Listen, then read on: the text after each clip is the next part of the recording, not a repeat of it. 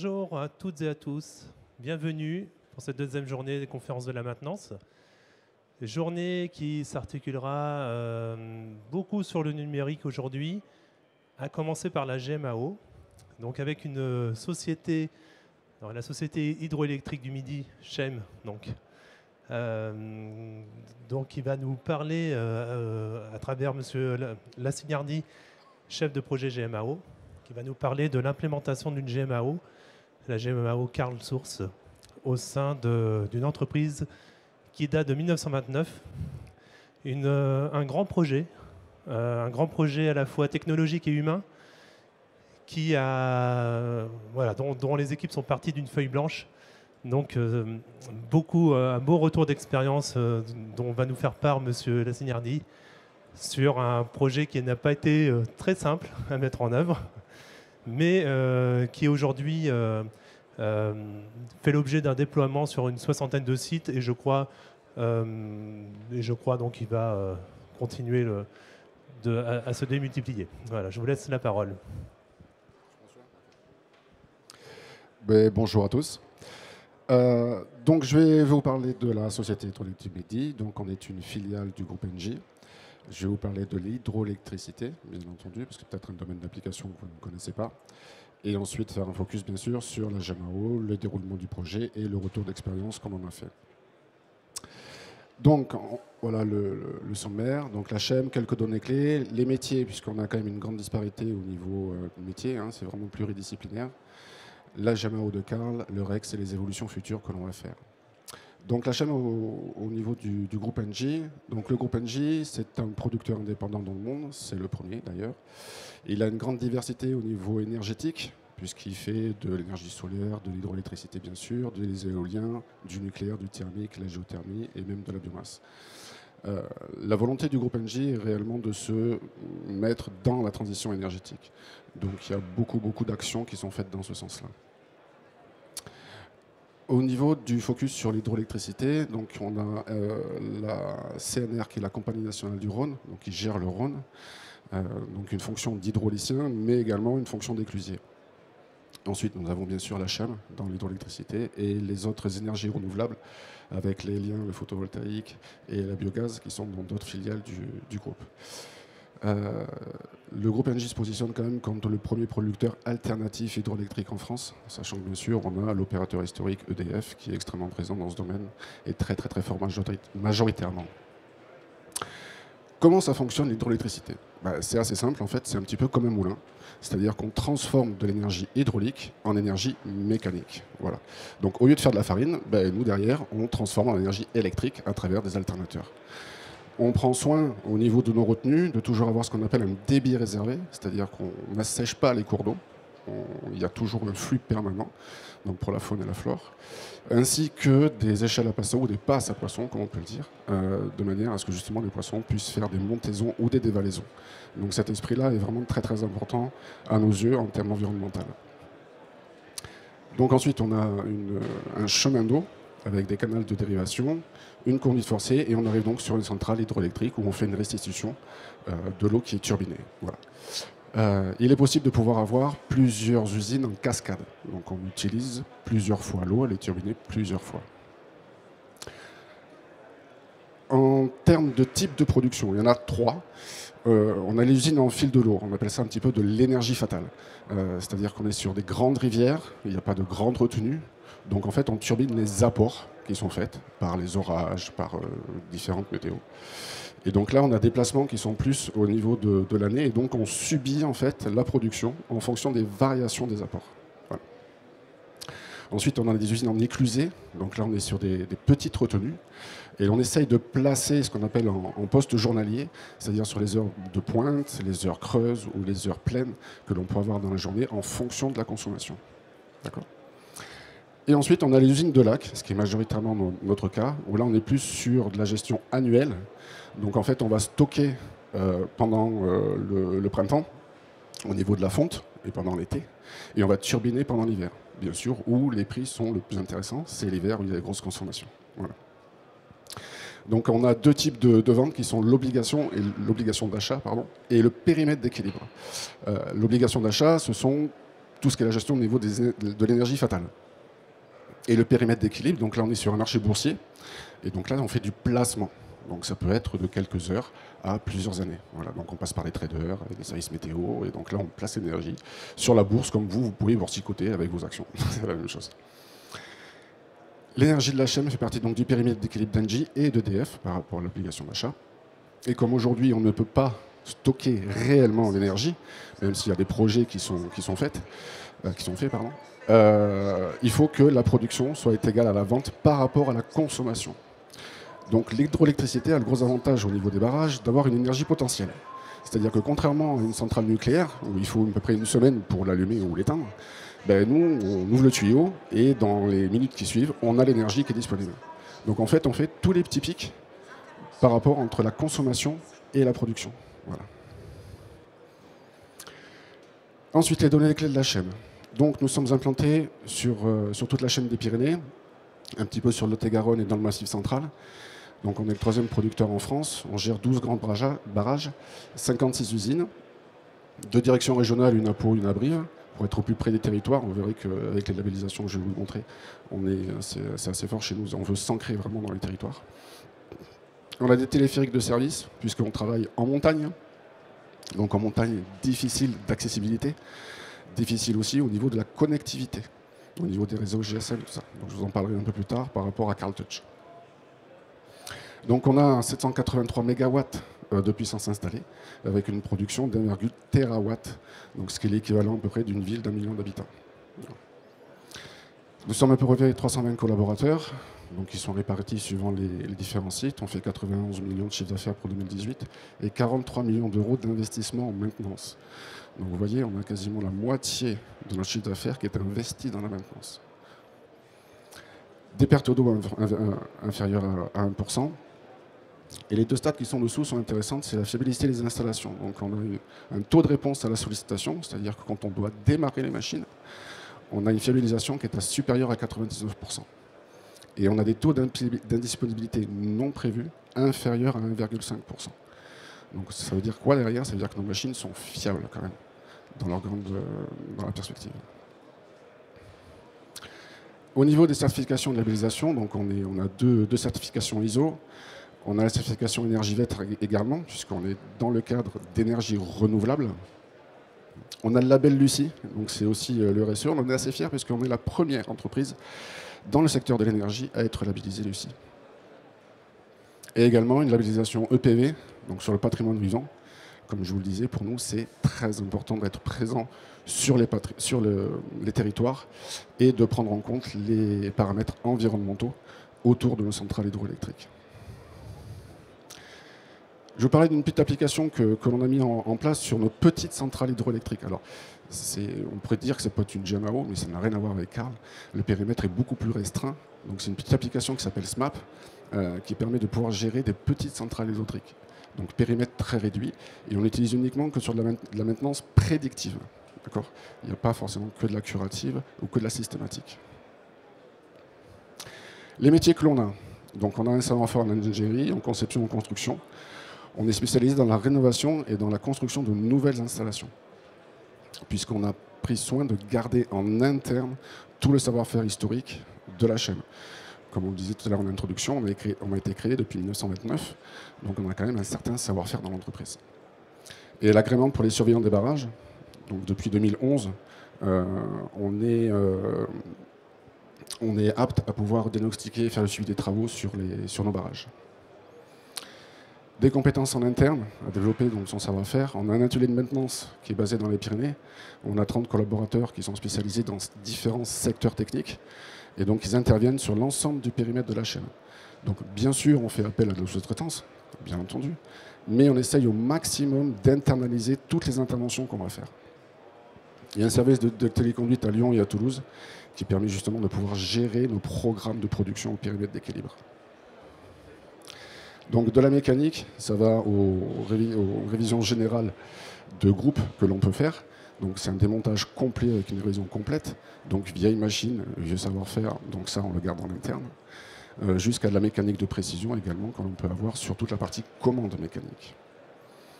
La partie électrique et télécom, donc sur la partie électrique, on a des experts sur l'HTA, l'HTB, l'ABT, la TBT. Donc tous les domaines de tension. Également en termes de télécom, très important sur le réseau industriel que l'on peut avoir pour les remontées d'informations, notamment aussi pour la conduite, pour l'exploitation. Donc on a gardé toutes ces compétences en interne. Sur la partie usinage et soudure, comme on travaille avec de l'eau, il y a forcément, les eaux sont un petit peu chargées, donc il y a de l'usure. Cette usure, elle s'applique directement sur les roues, comme sur le bois des pales d'un moulin, c'est pareil. Donc on prend le soin de recharger, de refaire nos roues, de refaire les designs de nos roues pour avoir de meilleurs rendements. Et ça, c'est aussi des compétences en interne que l'on a.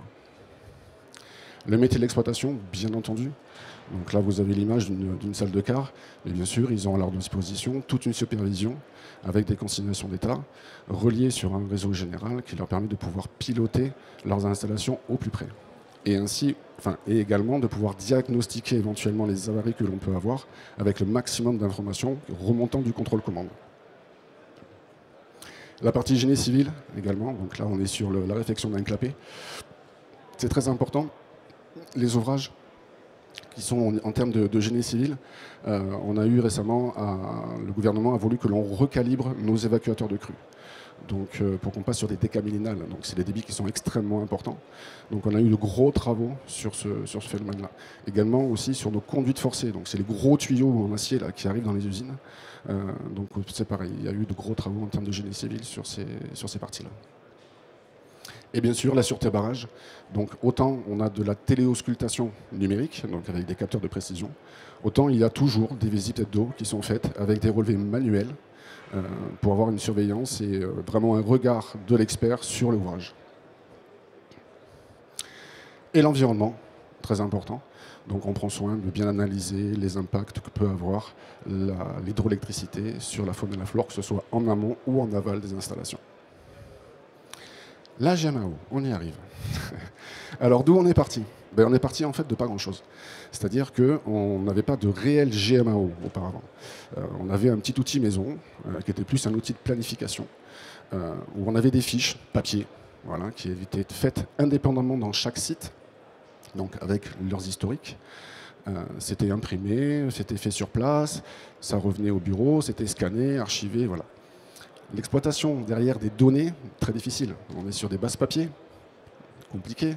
Si on veut faire une investigation sur des problèmes d'un capteur en particulier, il faut aller se plonger dans les archives. Enfin, voilà, c'est assez compliqué, c'est long et fastidieux. Des reportings uniquement sur les taux de réalisation. Donc pas sur le contenu, mais en disant voilà, la fiche elle est faite ou elle n'est pas faite. Mais le contenu de la fiche, on n'a pas de reporting dessus. Peu de suivi des actions curatives. Donc c'est pareil au niveau des reports, de l'exploitation des données, très compliqué.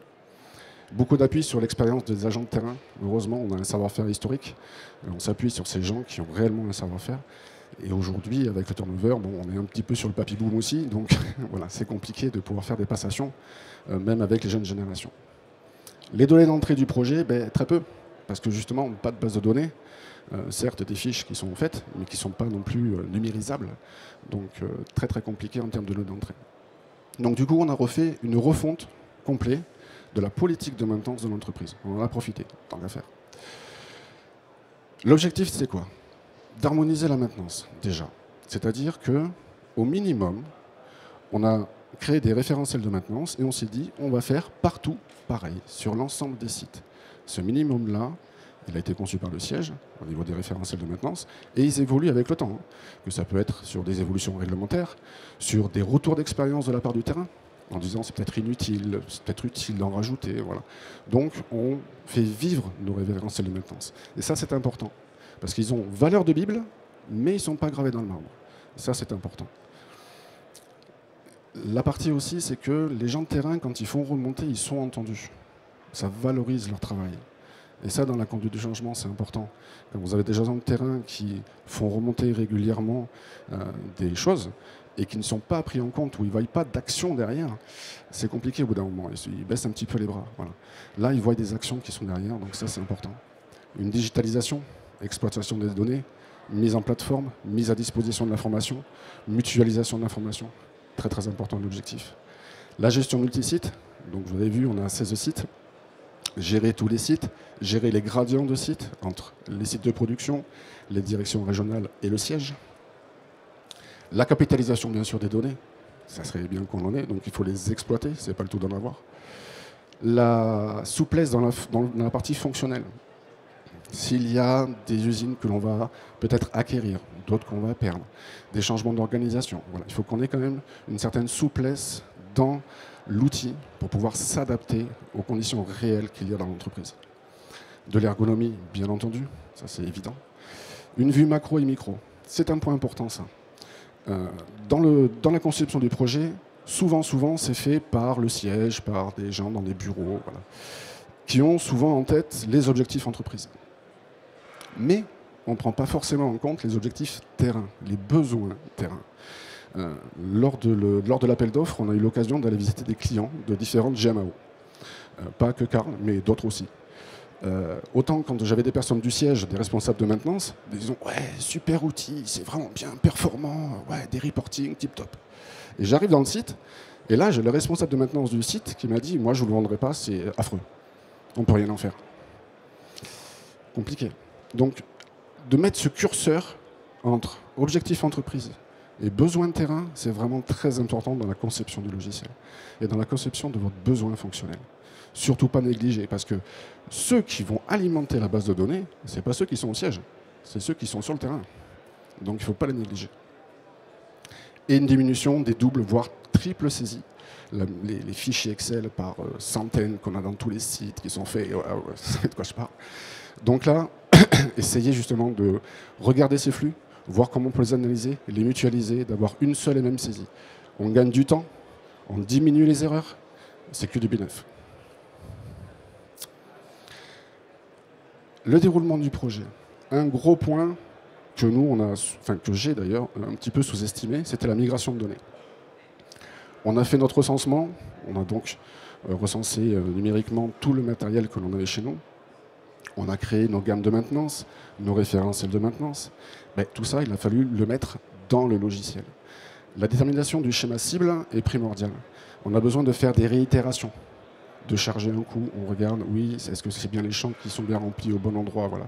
Alors, à travers la solution Carl, il y a un outil qui s'appelle Carl Loader, qui permet de pouvoir faire un contrôle des données.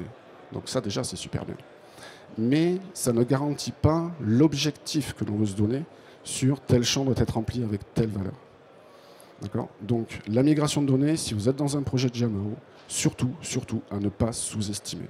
C'est long, il faut du temps, il faut de la ressource, il faut faire très attention entre où je vais et comment je vais y aller. Voilà. C'est vraiment pas à négliger. Le périmètre fonctionnel, je vous ai remis une couche sur la vision macro et la vision micro. Très important. En même temps, cette vision macro au niveau politique entreprise, il la faut. Il nous faut du reporting, il nous faut des taux d'avancement, il nous faut du TRS, il nous faut tous ces indicateurs, on en a besoin pour la maintenance. Ne serait-ce que pour les plans d'investissement et les pluriannuels de maintenance. Et en même temps, la vision micro, si je veux savoir ce qui s'est passé réellement sur un organe précisément, c'est intéressant de le savoir. Parce que je peux le regarder sur un périmètre réduit, mais je peux également le regarder sur un périmètre global de l'entreprise. Donc, quelques chiffres. On a 14 sites qui sont dans l'outil, 53 600 matériels qui sont injectés, à peu près 17 000 gammes et plus de 8 000 plans préventifs. D'accord ? Parce qu'on a essayé d'automatiser au maximum à l'intérieur. Le minimum, c'est minimum d'utilisation, maximum d'exploitation des données. Le périmètre d'activité, on ne s'en est pas limité uniquement à la maintenance. On fait de la maintenance, mais aussi de l'exploitation. La gestion des ENP, c'est ce qu'on appelle les événements non programmés. C'est-à-dire tout événement, pas forcément une avarie de machine, tout événement, on le trace. Après, on classifie ces ENP. S'il y a de l'impact sur l'exploitation ou si l'événement est grave, on va le taguer en incident. Mais on peut très bien faire de la maintenance curative sur un ENP. Pareil, dans la gestion de la maintenance, on a tous les types de maintenance. On va avoir la maintenance corrective, curative, palliative et corrective. Et dans la maintenance préventive, on va avoir la préventive systématique et la préventive conditionnelle. Donc on essaie justement de bien dissocier tous ces thèmes, et c'est très important pour les stades derrière. Au niveau des modules utilisés, quasiment tous, en fait. Même si le périmètre de couverture fonctionnelle de Carl est très très large, il peut gérer une entreprise, hein, s'il veut. Il a même des fonctions de RP, il n'y a aucun souci là-dessus. Nous, on couvre quasiment tous les modules, certaines indirectes à travers les interfaces. Il y a déjà des logiciels qui sont dans l'entreprise, donc on s'en est servi, on prend les données, on consomme les données et on exploite les données des autres logiciels. Au niveau de la mobilité, alors il nous fallait quelque chose d'ergonomique et de simple pour la conduite du changement. On passe d'un support papier, d'un monsieur qui a 50 ans, qui est en montagne, voilà, donc passer sur une tablette en Android, voilà. Donc il fallait quelque chose de simple et de convivial. Ensuite, un mode offline. On travaille en montagne, il n'y a pas du réseau partout, il n'y a pas du Wi-Fi partout. Il nous fallait quelque chose de fiable de ce côté-là. Et de la souplesse également. Voilà un petit peu l'architecture que l'on a faite au niveau du logiciel. Donc on va retrouver la partie en haut référentielle, donc ce qui est géré par l'entreprise au niveau direction. Quelle est la politique au niveau des modèles de matériel ou au niveau des modèles de points de mesure? Je vous prends un exemple simple. Un relevé de température sur une PT100, c'est de 0 à 100 et c'est des degrés Celsius. Voilà. Si demain on décide qu'on veut faire des relevés en degrés Fahrenheit, hein, je raconte n'importe quoi, il suffit de changer le modèle de point de mesure et automatiquement, tous les points de mesure basés sur ce modèle seront déployés. Donc ça, c'est très intéressant. Ensuite, on a nos gammes. Donc à l'intérieur, on a des opérations, deux types d'opérations. Du fait-pas fait, hein, des opérations binaires, je réalise, je démonte, c'est des verbes à l'infinitif. Et des points de mesure, donc c'est des relevés numériques. Nos gammes sont dans un plan préventif. Ces plans préventifs vont pouvoir nous générer automatiquement ces gammes en intervention. Et ce qui est important, et c'est ce qu'on a fait, c'est qu'en fait, toute la partie gamme, opération, plan préventif, modèle de matériel, point de mesure, tout est raccroché au matériel. Tout est pointé sur le matériel. Pourquoi? Pour son suivi, tout simplement. C'est ça qu'on doit suivre, c'est nos matériels. Donc tout est basé là-dessus et tout est pointé là-dessus. Les interfaces, un petit peu. Déjà, grand principe de l'interface, chacun fait son métier. Okay? Donc celui qui donne reste maître de la donnée. L'interface RH, mouvement du personnel. On a des gens qui bougent, qui mutent, il faut mettre à jour la base. GIC, c'est la gestion du planning des équipements, où on a tout le planning des interventions prévues pour les entretiens, mais également la déclaration du non prévu. Okay. Donc c'est pour mettre en relation sur nos opérations. Si je dois faire un prélèvement d'huile, il vaut mieux que ma machine soit à l'arrêt. En revanche, si je dois faire un prélèvement de température, il vaut mieux qu'elle soit en fonctionnement. Donc ça nous sert par rapport à ça. GTA, gestion des temps des activités, c'est le planning des intervenants. Pour la planification, quelles sont les ressources que j'ai à ma disposition pour faire du travail, tout simplement. Si je ne le sais pas, je vais avoir un peu de mal à faire de la planif. SAP, donc d'un côté, je vais importer tous mes OTP, c'est-à-dire mes centres de coûts, pour pouvoir pointer dessus et faire de la ventilation budgétaire. Et j'ai également un flux au niveau des demandes d'achat, c'est-à-dire n'importe quel agent qui n'a pas forcément accès à SAP a la possibilité de faire une demande d'achat. On déroule le processus d'achat. Quand on fait la réception physique et comptable au niveau de SAP, le matériel rentre directement en stock. Voilà. Et donc on peut travailler. Le but, il est toujours le même. Un technicien, il a des choses à faire, il a besoin de matériel pour travailler. Pas besoin qu'il aille dans 50 logiciels. Lui, il en a un, c'est la GMAO. Il dit, moi j'ai besoin de ça pour travailler. Il fait son expression de besoin, ça déroule le processus niveau métier. Quand le matériel rentre en stock, il prend le matériel, il va travailler. La GPEC, donc la gestion professionnelle des emplois et compétences, permet de mettre les habilitations. Alors ça peut être des habilitations électriques, mécaniques, des habilitations spécifiques, pour les mettre en corrélation avec nos interventions. Quelles sont les habilitations nécessaires pour réaliser une opération et quelles sont les habilitations de l'agent qui est prévu pour le réaliser. Donc ça, en termes de sécurité, c'est aussi important. La GED, la gestion électronique documentaire. Pour qu'un agent puisse intervenir en toute sécurité sur une installation, en mode offline, on a dû dupliquer une partie de la base de la GED, donc tout ce qui est surtout plan et schéma, pour les télécharger en dur sur la tablette. C'est-à-dire que même complètement déconnecté, tout en haut de la montagne, à 2300 mètres d'altitude, le technicien, il a ce qu'il doit faire et tous les supports qu'il doit faire. S'il a des questions à se poser sur le schéma d'une centrale éolio-hydraulique, il a accès au plan et au schéma. Très important. La vie du document est gérée par la GED. Nous, on consomme le document. Alors, Le tableau de bord de Carl. Deux grandes parties. Une partie sur mes indicateurs, c'est-à-dire qu'est-ce qui me concerne, moi, le user. Au niveau de mes demandes de travaux, alors pour parler standard, c'est les demandes d'intervention, ou au niveau de mes interventions. Voilà. Qu'est-ce qui m'est propre, quels sont mes indicateurs, sur quoi je suis concerné, impacté, ce que j'ai fait, sur quoi je dois agir. Et de l'autre côté, une vue globale sur son organisation, c'est-à-dire sur son site. On a fait un tableau de bord personnalisé par profil. On gère 7 profils en fonction des strates de l'organigramme. Et donc on a fait des tableaux de bord personnalisés pour répondre aux besoins fonctionnels du poste. Ce qui est bien, c'est qu'on peut également avoir des indicateurs graphiques. Alors la météo que vous voyez là, elle n'est pas très bonne sur les côtés, parce que c'est mon profil qui est dessus, je suis un profil administrateur, donc du coup je vois tout le périmètre de la société. Donc forcément la météo elle n'est pas très bonne. Mais quand vous le regardez sur un focus site, on voit réellement une météo cohérente. Le formulaire de l'intervention.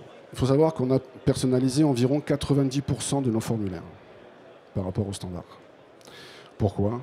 Ergonomie, simplicité, conduite du changement. C'est pas compliqué à faire, ça prend pas beaucoup de temps et le bénéfice derrière est vraiment notable. Donc on a personnalisé en mettant les champs qui étaient nécessaires dans tout type d'activité. Vous avez vu, on ne fait pas que de la maintenance, on fait aussi de l'exploitation. On fait aussi des déclarations d'avarie, on fait beaucoup de gestion.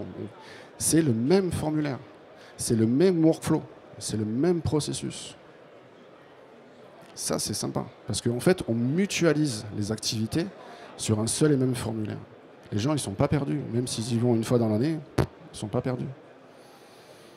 Et on a toutes les informations nécessaires, quel que soit le cas de figure. On a, justement, sur les interventions, on prend sur 3 champs pour pouvoir catégoriser l'activité que l'on veut cibler.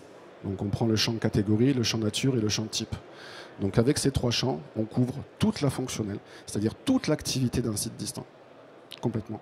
Même du siège d'ailleurs, pour un chargé d'affaires, hein, c'est la même chose. Des workflows identiques, donc les droits qui sont affectés en fonction des profils sont également valables, quelle que soit l'activité que l'on va faire. Et là, on a fait aussi, je vais faire un petit focus dessus, c'est la gestion des interventions mère-fille. Pour ceux qui ont peut-être déjà une GMAO installée dans votre entreprise, ben, la planification, des fois, c'est un peu compliqué. Pourtant, le G de GMAO, ça veut dire gestion. Mais les modules planning, hein, j'en ai vu 8 GMAO. Je crois que j'ai vu un module planning qui était assez sexy. Le reste, compliqué.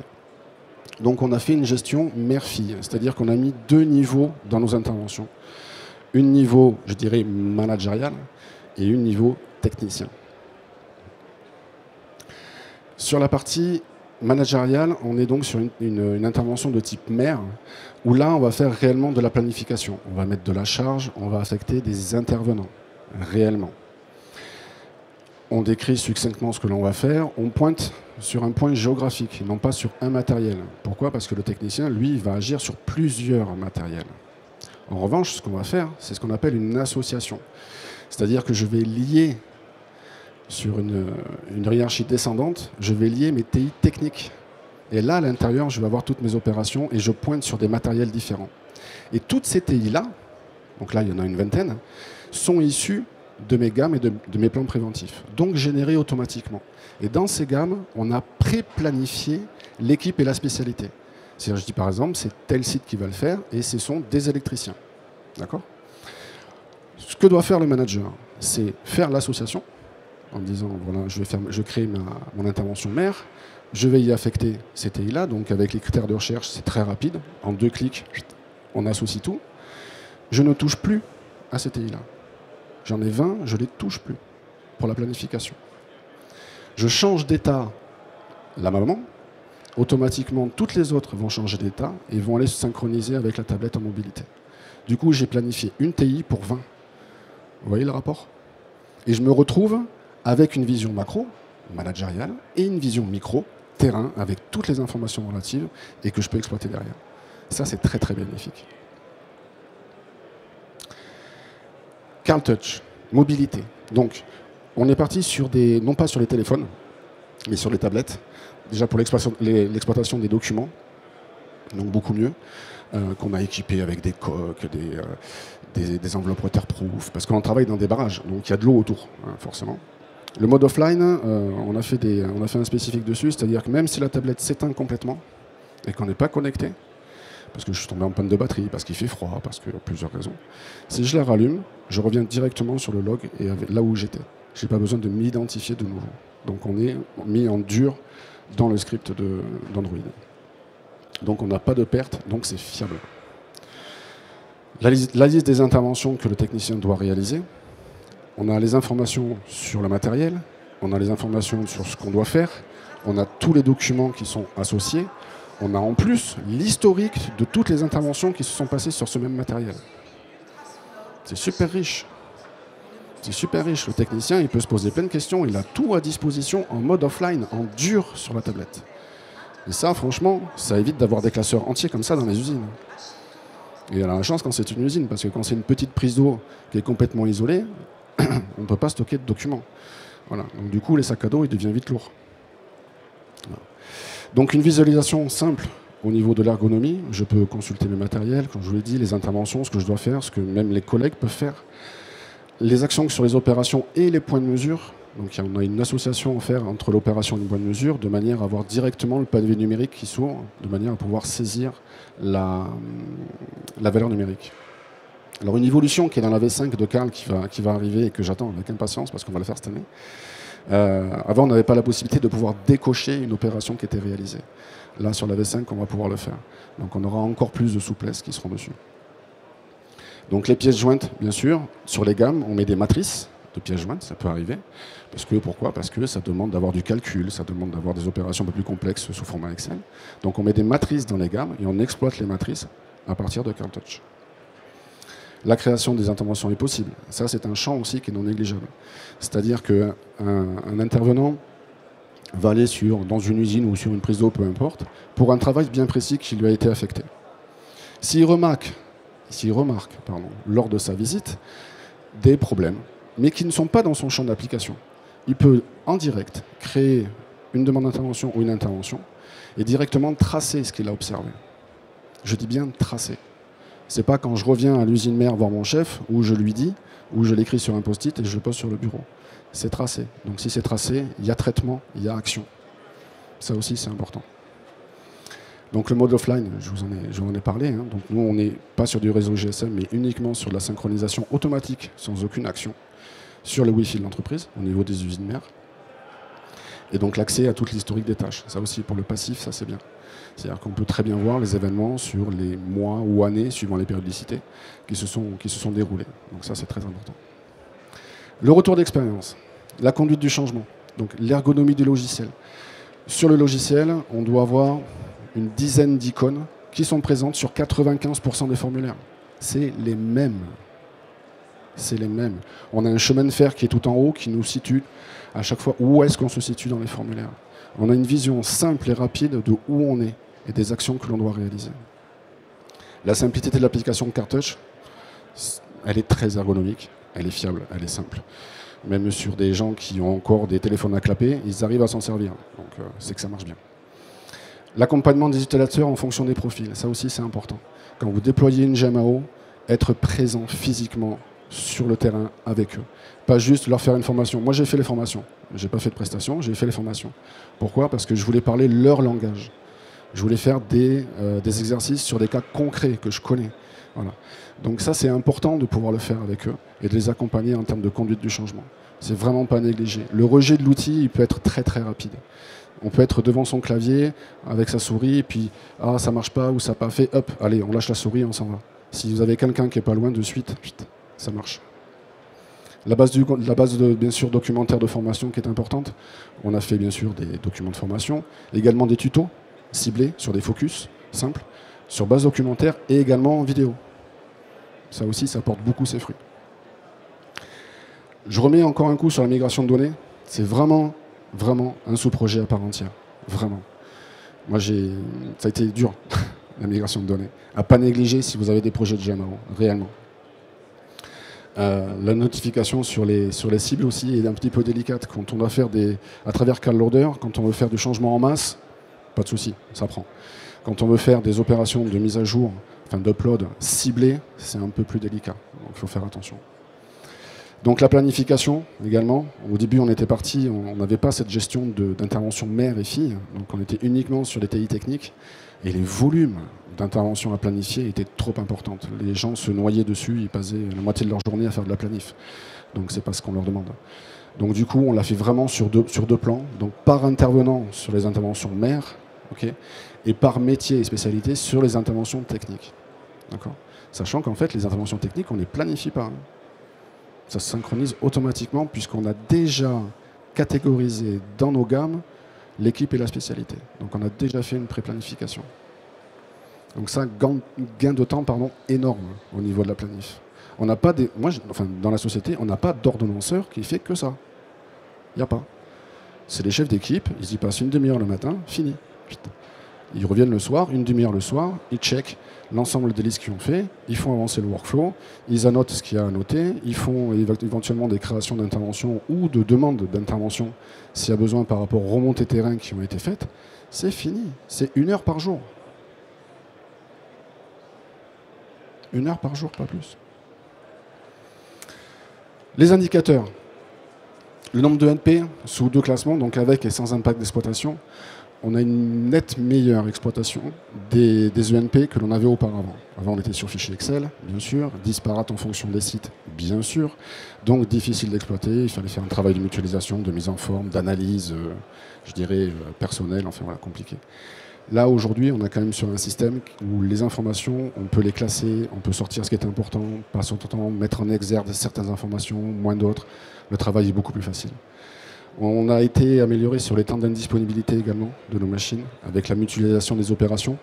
D'accord ? Donc c'est très important aussi. Sur les temps d'intervention, entre le moment où j'ai une avarie sur une installation, le moment où l'intervenant va intervenir sur l'installation, le temps qui va passer à dépanner l'installation, jusqu'au temps où je remets à disposition mon ouvrage à l'exploitation. Voilà. Donc tous ces facteurs-là, on peut les analyser. Et bien sûr, l'exploitation des données sur les opérations. Donc là, on rentre dans le détail de l'intervention. Et ça, c'est vraiment, vraiment bien. On rentre dans le détail. Souvent, j'ai fait quelques Pareto là-dessus, les 80-20, où en fait, on s'aperçoit que c'est 20% des opérations qui n'ont pas été réalisées peuvent engendrer 80% des avaries que l'on peut avoir. Et ça, en termes de statistiques, c'est vraiment important, puisque c'est pas grand-chose, c'est des détails. Mais si vous cumulez ces détails-là, vous allez vraiment gagner en termes de disponibilité et de qualité de maintenance. Les bénéfices constatés, donc l'augmentation du taux de traitement des ENP. Donc je vous disais, on a été nettement meilleur sur cette analyse-là. Et donc la réactivité, les plans d'action mis en œuvre derrière pour pouvoir corriger ces avaries que l'on avait, du moins la source de l'avarie. Pas la cause, la source. Une forte diminution des temps administratifs. On a supprimé énormément de double ou triple saisies, comme je vous l'ai dit. Du coup, il y a du temps de libérer. Ils n'ont pas à ressaisir, ils n'ont pas à scanner, ils n'ont pas à envoyer des mails à la terre entière. Donc ça, c'est du temps de gagner sur les agents. Donc du coup, ils peuvent faire autre chose. Il y a des choses pour la maintenance, pour l'exploitation, sur des projets, participer, s'intégrer à des projets. Ça, c'est très intéressant et c'est valorisant pour les agents. Une montée en compétences également de ces agents sur la digitalisation, bien sûr, donc beaucoup plus à l'aise sur les outils informatiques et numériques, et ils en voient les effets. Voilà. Le traitement dans la totalité des observations du terrain, donc hors champ d'application, comme je vous disais tout à l'heure. S'il y a une remarque du terrain qui est faite, c'est tracé, c'est ciblé, il y a de l'action derrière, on ne peut pas passer à côté de l'information. Ça, c'est important aussi. Et la mise à disposition de l'information. On est sur une plateforme commune. Le système de Carl fonctionne sur des connexions simultanées. On n'est pas sur des licences nominatives comme d'autres logiciels un peu américains de GMAO. Ce qui fait que tout le monde peut se connecter. Tout le monde a accès à l'information. Nous, on a diminué, je dirais quasiment de 30 à 35% des envois de mails avec des pièces jointes. C'est énorme. Parce que l'information, elle est à disposition. Vous l'avez, suffit d'aller l'exploiter, de la consulter. Et ça, c'est vraiment bénéfique, cette plateforme commune, vraiment. Donc, quand on allie les interfaces avec les autres logiciels, qu'on allie cette plateforme commune avec la mise à disposition de l'information, on est sur une diminution de la gestion administrative et de la recherche de l'information qui est phénoménale. Juste phénoménale. Les évolutions. Donc, future interface, SIG, les systèmes d'information géographique, où donc nous, on est équipé déjà avec Esri. On est en train de la construire encore, hein, parce que c'est une grosse base. Donc on va pouvoir faire une navigation géographique sur les installations. Donc ça, c'est super sympa, hein, que ce soit une arborescence classique, je dirais, sur un découpage. Nous, on descend quand même à 7 niveaux, puisque comme je vous l'ai dit, on est assez précis dans notre découpage matériel. On va pouvoir faire donc une navigation d'arborescence géographique, pour ensuite rentrer sur une base photo. Donc ça aussi, c'est très bien pour pouvoir illustrer. Et BV-Link pour donc le suivi des outillages soumis à réglementation à travers le bureau Veritas. Voilà. Donc comme on a beaucoup d'appareils de levage, de sécurité, voilà, on a énormément d'audits et d'actions. Donc là, le fait d'avoir cette interface, on aura également une gestion qui sera beaucoup plus simplifiée des opérations que l'on doit réaliser derrière. La GMAO, donc exploiter les nouvelles fonctionnalités offertes, notamment par rapport à la V5. J'ai vu qu'il y avait une fonctionnalité sur les rapports BERT. Donc on a beaucoup plus de facilité à pouvoir les créer. S'adapter aux changements de l'entreprise, des changements de services, des changements de personnes, des changements de flux, de nouveaux référentiels qui arrivent. Voilà. S'adapter toujours à ce mouvement. Une entreprise, vous le savez, ça bouge. Et il faut que les progiciels bougent aussi avec elle. Voilà. Sans que ça soit monstrueux à faire. Toujours être à l'écoute des utilisateurs. C'est eux qui exploitent. C'est eux qui rentrent les données sur le terrain. Donc il faut surtout être à l'écoute de ce qu'il y a, des remontées qu'ils font. L'optimisation de la maintenance, bien évidemment. Trouver toujours, c'est un équilibre, hein, c'est comme dans un couple, hein, c'est pareil. Il faut trouver toujours l'équilibre entre est-ce que je fais suffisamment d'opérations pour pas que mon installation tombe en avarie, sans que j'en fasse trop. Si j'en fais trop, je perds de l'argent, je perds du temps, et ça ne me sert pas à grand-chose. Donc l'analyse de ces données permet ça, d'ajuster ce curseur, et d'être optimum sur les opérations que je vais réaliser sur mes installations, pour avoir du coup des installations fiables et disponibles.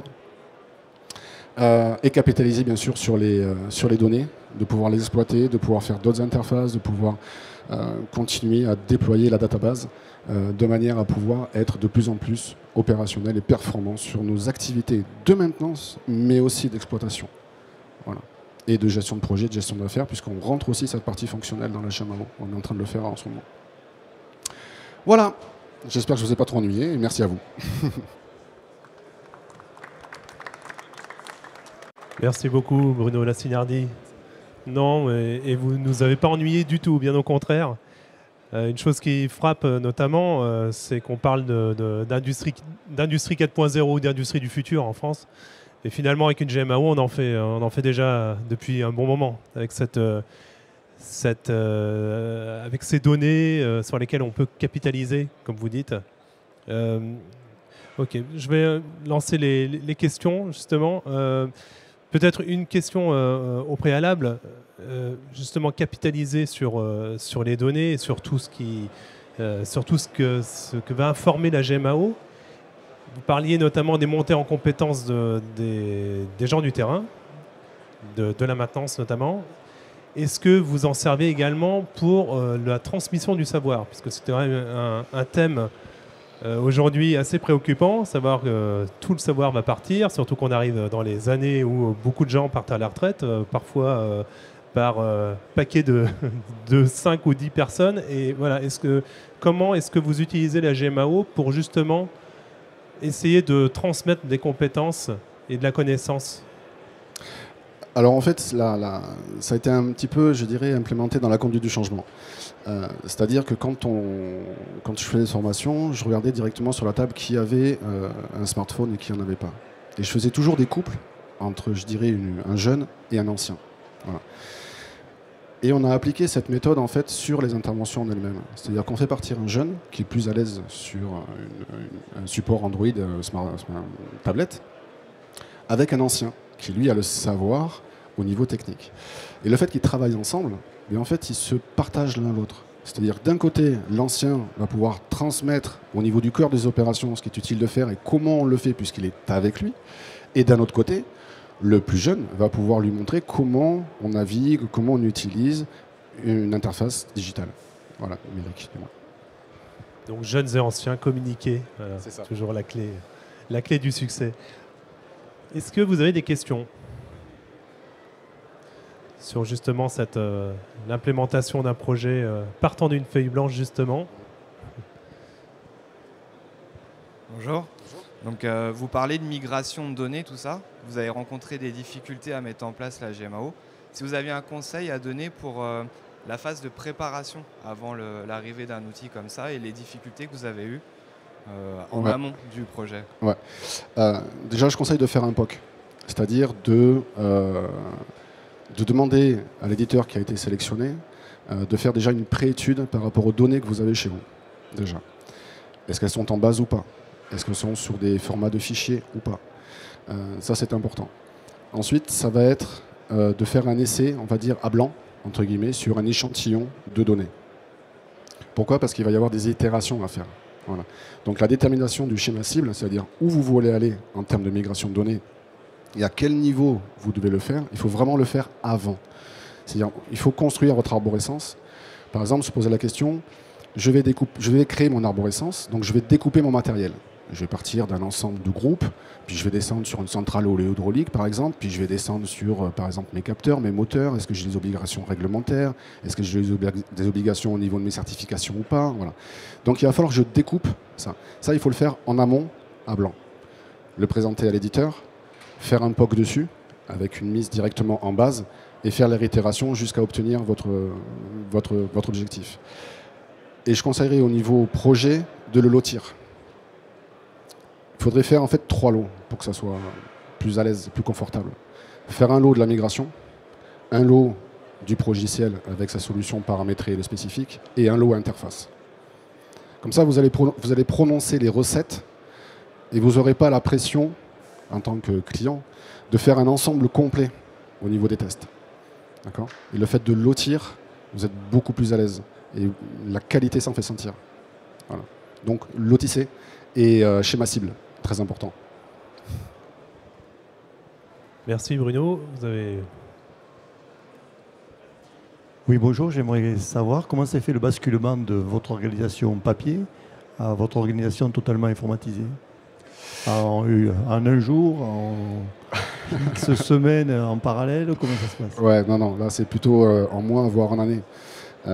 Déjà, on a le premier travail qu'on a fait, c'est construire les fondations. C'est-à-dire construire nos référentiels de maintenance. Au minimum, qu'est-ce que je dois faire, sur quelle périodicité, sur tel type de matériel. Ça, c'est la première chose à faire et c'est un gros travail à faire. Voilà. Donc nous, on a des responsables de famille, dont je fais partie aussi, c'est une autre casquette. Voilà, par exemple, sur un domaine que je prends, c'est sur le contrôle-commande, au niveau des automatismes, en disant, voilà, sur un automate, quelles sont les opérations de maintenance que j'ai à faire? Quelle est la fréquence de changement des piles? Voilà, tout ça, il faut le faire. Ensuite, on a créé ce qu'on appelle un fichier de découpage fonctionnel. C'est-à-dire, c'est la représentation à l'état unique du matériel que je peux retrouver sur mon parc. Mais à l'état unique, sans aucune référence géographique. D'accord ? Ensuite, sur ce point-là, j'ai créé une ligne. Sur cette ligne, j'ai appliqué une politique de maintenance. La politique, c'est quel est le niveau de maintenance que je vais y appliquer dessus? Quels sont les métiers qui sont impactés? Est-ce qu'il faut que j'ai de la disponibilité ou pas de mes installations?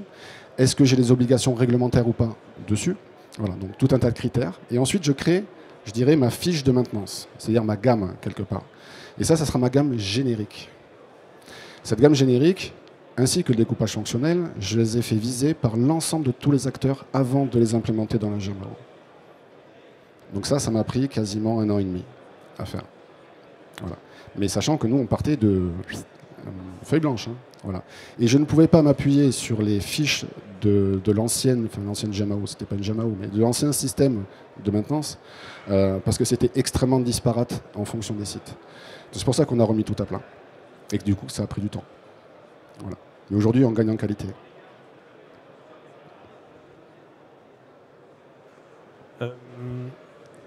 Est-ce que vous avez d'autres questions? Oui. Bonjour, je reviens sur le modèle Touch.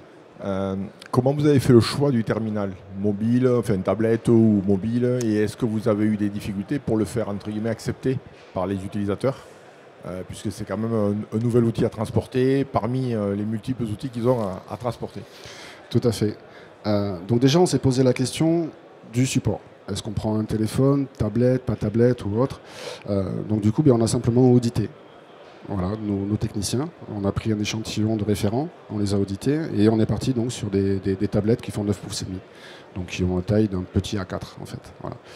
On les a équipés pour que ça soit le plus confortable possible. On peut les mettre en bandoulière, on a un petit stylet pour travailler avec des gants. Enfin, voilà. On est passé bien sûr en CHSCT, hein, obligatoirement. Ensuite, pour le matériel en lui-même, on s'est posé la question, est-ce qu'on doit prendre des tablettes durcies, semi-durcies ou du commerce? Et en faisant un peu de benchmark à droite à gauche sur justement les entreprises qui utilisaient ce genre de support, on s'est aperçu que les téléphones, souvent, il y a les batteries qui vieillissent très très mal. Il y a les OS aussi, avec les mises à jour, voilà. Je ne vais pas parler d'obsolescence programmée, hein, on ne va pas en parler. Donc du coup, on a fait l'option de dire, au lieu de payer, enfin du moins d'acheter des supports numériques renforcés qui vaillent 3 à 4 fois le prix du commerce, autant considérer que le support c'est du consommable. Donc on est parti sur les outils du commerce, que du coup on a bien équipé avec des enveloppes waterproof, avec l'écran blindé, avec des coques IK3, donc c'est 1,50 m. Donc voilà, on les a renforcés pour que ça soit fiable et costaud sur le terrain. À l'aise avec je vous dis, des bandoulières, ils l'ont comme ça en support, ils peuvent pianoter avec les deux mains, ils ont un stylet pour pouvoir travailler à l'extérieur avec des gants s'il y a besoin. Donc voilà, on a mis le maximum d'ergonomie et de confort, mais le support, il reste commercial du marché. Voilà. C'est l'étape S2, pour être très franc avec vous. Voilà. Et ça a bien été accepté par tout le monde? Oui. Alors, on les a enrôlés. Alors ça peut être suivant les sociétés, c'est-à-dire qu'à travers une plateforme MDMA-Watch, enfin, à travers une plateforme de gestion de parc mobile, ils n'ont pas accès à un Play Store classique comme vous pouvez l'avoir sur votre téléphone. On a créé un compte Google Développeur. Il y a uniquement les applications que j'ai autorisées qui sont mises sur les tablettes. Donc on est vraiment sur un domaine métier. Autre chose aussi, c'est que les tablettes ne servent pas uniquement pour la GMAO. Elles servent pour le SIG, elles servent pour Aloha, qui est notre logiciel de télésurveillance de nos ouvrages, des barrages. Ils ont accès à leur mail, ils ont accès à Internet. On a des petites applications qui permettent d'utiliser des endoscopes en Wi-Fi, des caméras également en Wi-Fi. Donc voilà, l'utilisation ne se fait pas uniquement que sur la maintenance, mais le périmètre est beaucoup plus large. Donc on optimise aussi les coûts d'une certaine manière. J'avais une petite question moi par rapport au poste de chef de projet, parce qu'il faut, évidemment c'est un projet à part entière. On a besoin d'avoir quelqu'un qui chapeaute tout ça. Parce que vous ne faites pas que ça, il me semble, Bruno. Donc, ça vous a pris combien de temps par jour? Voilà, c'est pour pour une entreprise qui souhaite s'engager dans cette aventure. Alors, déjà, je dirais que ça dépend de plusieurs facteurs. Déjà, comment est créée l'équipe projet?